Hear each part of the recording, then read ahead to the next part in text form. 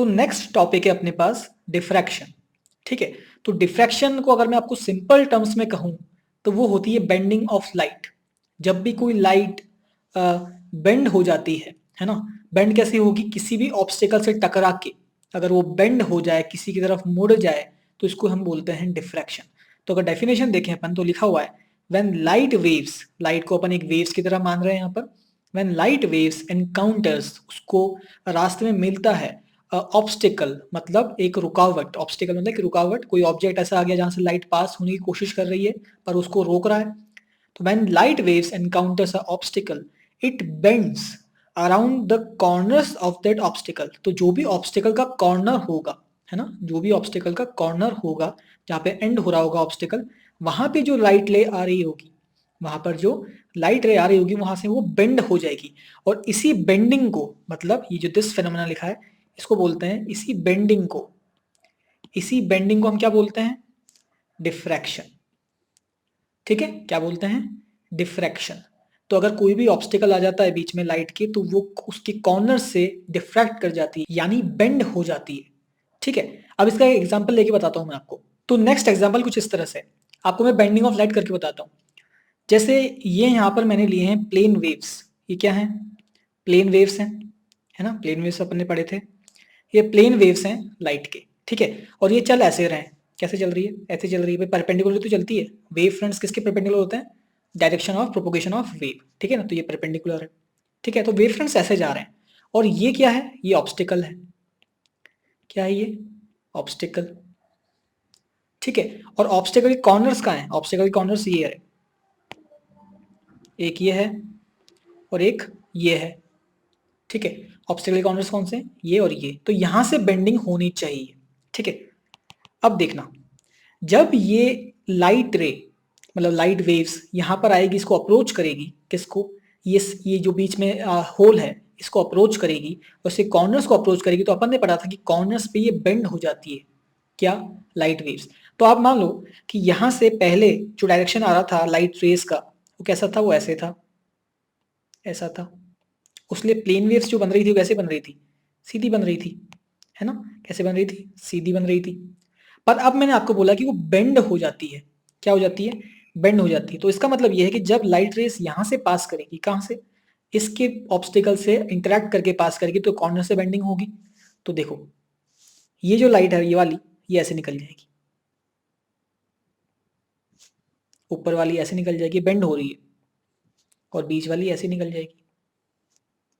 ठीक है, तो अगर अब मैं इसका वेव फ्रंट बनाऊं, भाई यहाँ पर बेंडिंग हो गई, है ना, ऊपर वाली जो लाइट है इसको मैंने इधर मोड़ दिया, ऊपर की तरफ बेंडिंग हो गई, ये कॉर्नर से टकराई है। और ये वाली नीचे वाली, ये कॉर्नर से टकराई, बीच वाली मान लो निकल गई सीधी। ठीक है, तो अब लाइट रेस कैसे जा रही है? अब लाइट रेस बेंड होने के बाद एक इस डायरेक्शन में जा रही है, एक नीचे जा रही है, एक सीधी जा रही है। ठीक है, और पहले कैसे जा रही थी? बिल्कुल स्ट्रेट जा रही थी। अब इस बार ये बेंड हो गई। ठीक है, अब मुझे वेव फ्रंट अगर इसका बनाऊंगा मैं, तो कैसे बनेगा वेव फ्रंट? वेव फ्रंट इस बार ऐसे बनेगा, क्योंकि मुझे पता है कि वेव फ्रंट कैसे होता है, परपेंडिकुलर होता है। किसके? प्रोपोगेशन ऑफ लाइट वेव्स के। ठीक है, तो ये परपेंडिकुलर मुझे बनाना पड़ेगा, तो इसलिए जो स्फेरिकल बन जाएगा, मतलब एक तरह से बोलने का मतलब ये कि ये थोड़े कर्व हो जाएंगे। तो वेव फ्रंट्स पहले प्लेन थे, पर ये जब बीच में ऑब्स्टिकल आया, छोटा सा ऑब्स्टिकल आया, है ना, बीच में से जब इसके अंदर से लाइट रेस पास करी, तब ये वेव फ्रंट जो पहले प्लेन्स थे, है ना, और ये कैसे हो गए? अब ये कर्व्ड हो गए। ठीक है, क्या हो गए? कर्व्ड हो गए। तो यही है डिफ्रैक्शन। ठीक है, पर अब ये जो स्लिट है ना, जो यहाँ पर मैंने स्लिट बनाया था, कौन सा? ये जो यहाँ पे स्लिट बनाया था मैंने, यहाँ पे जो होल था, इसकी कुछ कंडीशंस हैं। मतलब देखा ये गया कि अगर आपका जो होल है जहां से लाइट रे पास कर रही, मतलब जो आपका होल है ना, अगर अगर वो आपकी वेवलेंथ ऑफ लाइट जिसको आप पास करा रहे हो वहां से, उसके लगभग लगभग इक्वल है, मतलब आपका जो होल का जो अपर्चर है, अपर्चर है ना, ये अपर्चर बोलते हैं इसको, अपर्चर। तो अगर अपर्चर जो आपका वो लैम्डा के लगभग लगभग इक्वल है, तो ही डिफ्रैक्शन जो है वो आपको नोटिस हो पाएगा। ठीक है, वरना नहीं होगा। मतलब अगर मैं इस स्लिट को बहुत बड़ा कर दूं, ऐसा कर दूं यूं, ये इतना बड़ा स्लिट कर दूं इसको, है ना, इस होल को इतना बड़ा कर दूं, तो लाइट वेव्स सीधा सीधा निकल जाएगी। बहुत ही कम डिफ्रैक्शन होगा, मतलब यहां से मिलेगा, पर इतना कम डिफ्रैक्शन होगा आपको दिखाई नहीं देगा। ठीक है, यहाँ से थोड़ी थोड़ी तो बेंड होगी होगी, पर यहाँ से ज़्यादा हो जाएगी, ठीक है ना, स्मॉल अपर्चर से। ठीक है, तो आपको ये कंडीशन याद रखनी है कि अगर आपको डिफ्रैक्शन करवाना है तो आपका जो ऑब्स्टेकल का साइज होना चाहिए, ऑब्स्टेकल का साइज होना चाहिए वो किसके बराबर होना चाहिए, लगभग लगभग lambda of the wavelength of wave जो आप यूज कर रहे हैं डिफ्रैक्शन कराने के लिए। ठीक है, तो ये कंडीशन आपको याद रखनी है। अब एक और एग्जांपल लेते हैं। अब देखो नेक्स्ट एग्जांपल क्या है अपने पास कि यहाँ पर एक ऑब्स्टेकल रख रखा है मैंने, है ना, और यहाँ पर एक लाइट सोर्स है, ठीक है, जो इसके बिल्कुल इसकी लाइन में लाई करता है।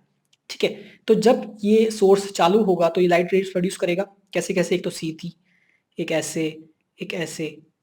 ठीक है, तो ये वाली लाइट तो चली जाएगी सीधा, कोई दिक्कत नहीं है ना, तो यहाँ तो सारा उजाला हो जाएगा, यहाँ तो क्या हो जाएगा, सारा उजाला हो जाएगा, है ना, उजाला हो जाएगा। नीचे वाली लाइट्स रुक जाएगी, कौन सी वाली, ये वाली लाइट्स रुक जाएगी, रोक लेगा इसको ये ऑब्जेक्ट। जो ये वाली लाइट्स हैं जो पैरेलल जा रही है ना, जो ये लाइट्स जो इसके पैरेलल जा रही है, थोड़ा सा ऊपर जा रही है, ये क्या होगा कि जब यहाँ इधर आएगी ये इस पे, तब इसके कॉर्नर से इंटरेक्ट करेगी, और कॉर्नर से इंटरेक्ट करने पर अपने को पता है कि अगर कोई ऑब्स्टिकल के कॉर्नर पे इंटरेक्ट करती है लाइट तो वो बेंड हो जाती है। इसका मतलब यह है कि यहां से जब बेंड होगी लाइट तब वो ऐसी हो जाएगी।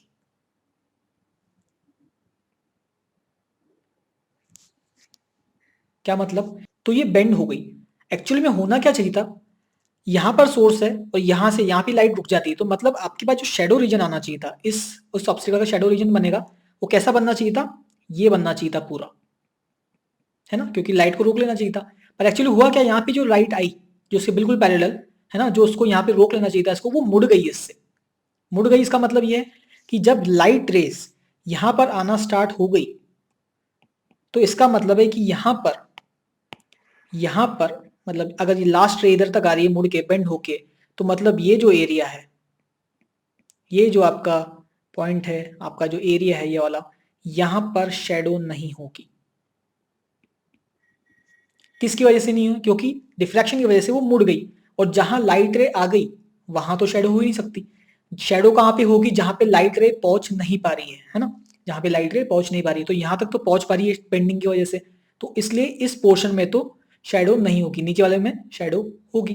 ठीक है, तो इसमें एक और जो ऑब्जर्वेशन है नोट करने वाला, वो ये है कि यहाँ पे मतलब ये तो शेडो हो गया आपका रीजन, है ना, एक बार इसको मैं मिटा देता हूँ। तो इसका मतलब ये होगा कि लास्ट जो बेंडिंग हो रही है यहाँ तक हो रही है, मतलब लाइट जो लास्ट लाइट रे है वो यहाँ तक पहुंच पा रही है, तो इसके नीचे क्या होगा, शेडो रीजन होगा। तो ये तो आपका हो गया शेडो रीजन। ठीक है, और यहाँ लाइट पहुंच गई किसकी वजह से, बेंडिंग की वजह से, है ना, और ऊपर तो पहुंच रही थी, कोई दिक्कत ही नहीं, ऊपर तो उजाला ही रहेगा, है ना, कोई रुकने वाला ही नहीं है। तो यहां पर इसके बीच में मतलब इसके जो आपका उजाला वाला रीजन है ना, और आपका जो शेडो रीजन है ना, उजाला वाला रीजन कहाँ तक है, मान लो कि ये लाइट यहाँ तक ही इंटरफेयर कर रही है, तो आपका जो उजाला वाला रीजन है वो यहाँ तक है, कहाँ तक, यहाँ तक, ये आपका पूरा ब्राइट इलाका है। ठीक है, जहां पर लाइट रेस आसानी से पहुंच रही है। ठीक है, पहुंच तो यहाँ पे भी रही है, पर यहाँ पर एक दूसरा फिनोमेना हो जाता है डिफ्रैक्शन की वजह से, इसको हम बोलते हैं डिफ्रैक्शन फ्रिंजेस। तो यहाँ पर आप नोटिस करोगे तो यहाँ पर आपको light bright dark, bright dark, ऐसी आपको फ्रिंजेस दिखाई देगी। तो आपको यहाँ पर डिफ्रैक्शन फ्रिंजेस दिखाई देगी, ब्राइट डार्क ऐसे करके, जैसे अपन ने यंग डबल स्लिट में निकाला था, बिल्कुल वैसे ही आपको यहाँ पर फ्रिंजेस देखने को मिलेंगे। किसको क्या बोलते हैं अपन, डिफ्रैक्शन फ्रिंजेस। ठीक है, तो इसके बारे में और भी बात करेंगे अपन आगे, पर फिलहाल मैं आपको ये बताना चाहता हूँ कि डिफ्रैक्शन एक रियल फिनोमिना है ना। यहाँ पर शेडो बननी चाहिए थी, कहाँ से, यहाँ से बननी चाहिए थी यहाँ तक, बट नहीं बन पाई। क्यों नहीं बन पाई, क्योंकि यहाँ से लाइट रे बेंड हो गई, और जहां तक बेंड हो पा रही है लाइट वहां तक तो शेडो बन ही नहीं सकती। ठीक है ना, तो ये एग्जाम्पल हुआ। तो नेक्स्ट एग्जाम्पल है आपका, यहाँ पे सोर्स है, यहाँ से लाइट रेस आ रही है, वेव्स आ रही है, ठीक है ना, और ये एक आपका अपर्चर है, अपन ने पहले भी डिस्कस करा है इसी लेक्चर के अंदर, ये आपका अपर्चर है। ठीक है, अब ये अपर्चर है, ये इतना छोटा है कि यहाँ से डिफ्रैक्शन हो सकता है ना, अपन ने पहले पढ़ा है कि डिफ्रैक्शन के लिए स्लिट जो है वो छोटा होना चाहिए, है ना, उसकी वेवलेंथ के लगभग लगभग बराबर होना चाहिए। ठीक है, तो यहाँ से जा रहा है तो ये डिफ्रैक्शन हुआ इसका। और ये स्क्रीन पे आकर प्रेजेंट करेगा, है ना। ये स्क्रीन लगा रखी मैंने, यहाँ पर स्क्रीन पे आकर ये प्रेजेंट करेगा। तो आपको जो स्क्रीन दिखाई देगी ना, वो कुछ इस तरह से दिखाई देगी। जैसे मान लो ये आपकी स्क्रीन है ना, तो आपको कुछ इस तरह से दिखाई देगा।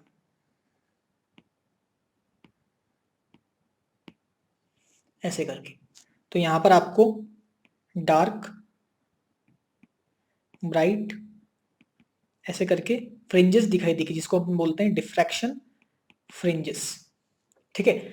और इसके बाद जो अपने को पढ़ना होता है वो होता है सिंगल स्लिट डिफ्रैक्शन, जो कि अब नेक्स्ट पार्ट के अंदर पढ़ेंगे। पर इससे पहले अगर आपको एक नेचुरल में फेनोमेना बताऊं, है ना, जिससे आप रियल लाइफ के अंदर ऑब्जर्व कर सकते हैं, तो इस फेनोमेनन को आप अपने घर पे भी कर सकते हैं ना। इतना छोटा सा स्लिट ले लो, बिल्कुल बहुत छोटा सा होल रख कर दो, है ना, उसके आगे सोर्स ऑफ लाइट रख दो, और ये जो आपकी स्क्रीन है जिसपे आप अपनी फ्रिंजेस बनाना चाहते हैं उसको बहुत दूर रखना, ताकि डिफ्रैक्शन अच्छा हो, है ना।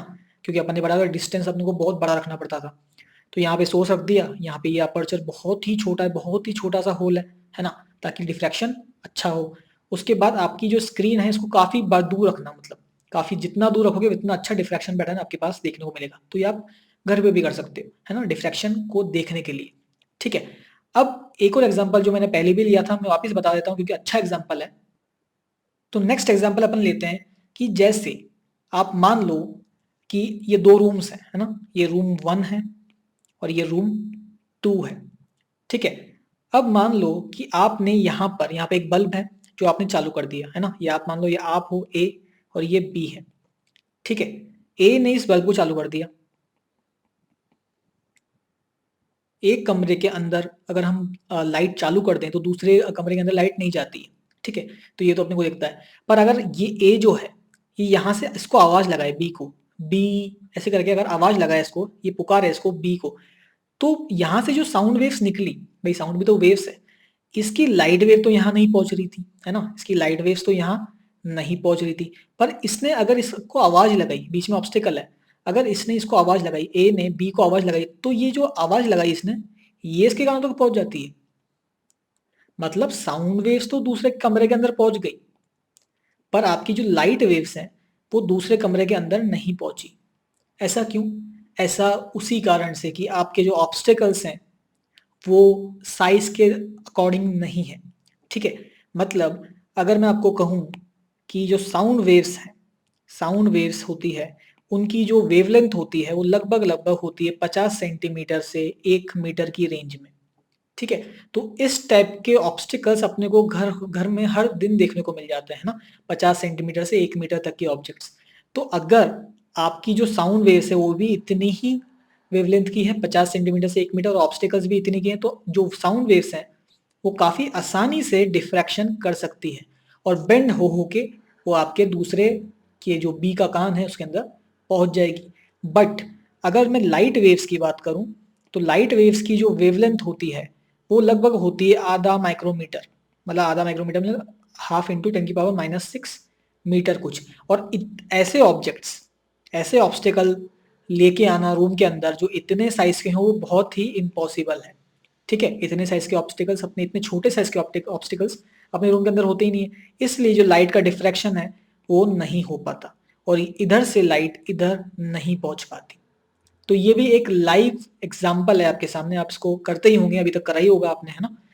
तो इसलिए लाइट वेव्स नहीं डिफ्रैक्ट कर सकती, एवरीडे लाइफ में अपन इसको नोटिस नहीं करते, पर साउंड वेव्स तो ऑब्वियसली डिफ्रैक्शन की वजह से इधर उधर बेंड होती रहती है और एक दूसरे कान में पहुंचती रहती है। तो ये कुछ एग्जाम्पल्स हैं डिफ्रैक्शन के, है ना। अगले पार्ट के अंदर हम सिंगल स्लिट जो डिफ्रैक्शन होता है, डिफ्रैक्शन फ्रिंजेस उससे कैसे बनती है, क्या फॉर्मुलेस होते हैं, वो सब डिराइव करेंगे, तो वो नेक्स्ट पार्ट के अंदर। अभी तक आपको डिफ्रैक्शन के बारे में हर चीज क्लियर होनी चाहिए कि आपका जो लाइट वेव्स हैं, जो साउंड वेव्स है, उनकी वेवलेंथ होने की वजह से क्या वेवलेंथ रहती है, उसलिए साउंड वेव्स डिफ्रैक्ट हो जाती है, लाइट वेव्स नहीं हो पाती, है ना। लाइट वेव्स को डिफ्रैक्ट करना है तो आपको लगभग लगभग ऑब्स्टिकल इतने साइज का बनाना पड़ेगा, इतने साइज का ऑब्स्टिकल लाना पड़ेगा, तभी आप लाइट वेव को डिफ्रैक्ट कर सकते हो। तो ये चीजें आपको दिमाग में रखनी है ना कि डिफ्रैक्शन कैसे हो रहा है, कॉर्नर से होता है और बेंडिंग होती है ना। बेंडिंग को अपन क्या बोलते हैं, डिफ्रैक्शन बोलते हैं। फिर मिलते हैं हम नेक्स्ट पार्ट के अंदर।